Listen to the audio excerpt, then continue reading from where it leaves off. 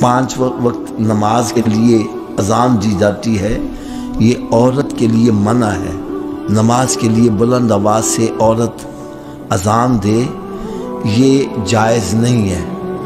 کیوں جائز نہیں ہے؟ عورت بھی عورت ہے، عورت کی آواز بھی عورت ہے۔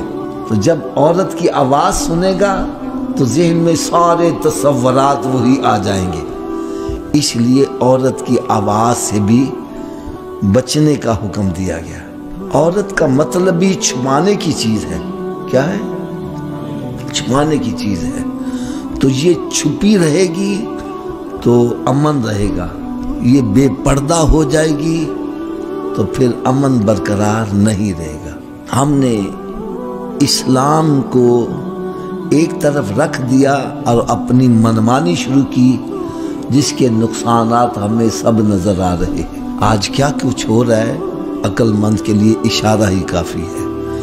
آؤ دامن مصطفیٰ صلی اللہ علیہ وسلم سے چمٹ جاؤ۔ دامن مصطفیٰ صلی اللہ علیہ وسلم سے جو بھی لپٹا وہ یگانہ ہو گیا، جس کے حضور ہو گئے اس کا زمانہ ہو گیا۔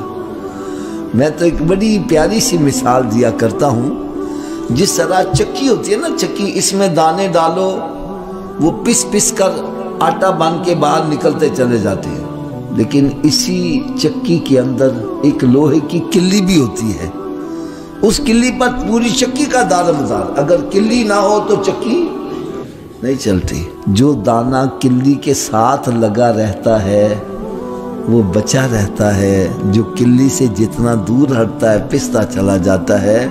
اللہ اللہ اللہ، جس طرح کلی پر ساری چکی کا دار مدار ہے، اسی طرح میرے آقا صلی اللہ علیہ وسلم پر ساری کائنات کا دار مدار، کہ وہ جو نہ تھے تو کچھ نہ تھا، وہ جو نہ ہو تو کچھ نہ ہو۔ ارے جان ہے وہ جہان کی، جان ہے تو جہان ہے۔ میرے آقا صلی اللہ تعالی علیہ وسلم کے دامن سے جو بندہ لپٹ جاتا ہے وہ بچ جاتا ہے، اور جو دامن مصطفیٰ صلی اللہ علیہ وسلم سے جتنا دور ہٹتا ہے پستا ہی چلا جاتا ہے، پستا ہی چلا جاتا ہے۔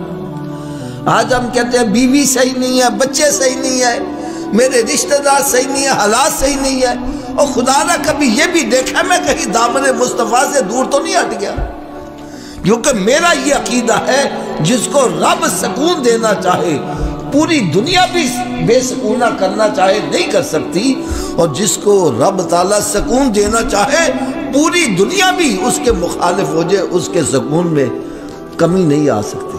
آج ہم نے یہ چیزیں چھوڑ دی، تو عورت کو اجازت نہیں کہ وہ امامت کروائے، عورت کو اجازت نہیں کہ وہ اذان کہے۔